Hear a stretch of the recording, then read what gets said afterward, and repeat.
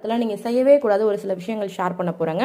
அதில் ஃபஸ்ட்டு விஷயம், கர்ப்பிணி பெண்கள் முக்கியமாக எண்ணெய் குளியல் பண்ணவே கூடாது. அதாவது ஆயில் மசாஜ் இதெல்லாம் பண்ணவே கூடாது.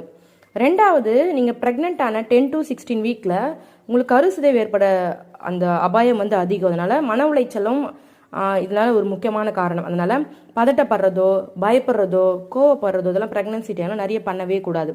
அதே மாதிரி எனக்கு தெரிஞ்ச ஒரு முக்கியமான விஷயம் சொல்கிறேங்க.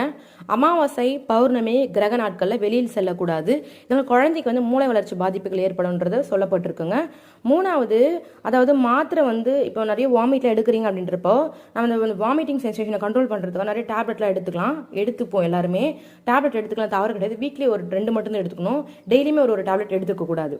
மூணாவது, அடிக்கடி கணவன் மனைவி உறவில் ஈடுபடக்கூடாது. அது குழந்தைக்கு ரொம்ப அலைச்சலாக இருக்கும். ஸோ அதனால் அடிக்கடி இருக்கக்கூடாது. ரெண்டாவது, ரொம்ப வெயிட் தூக்கக்கூடாது.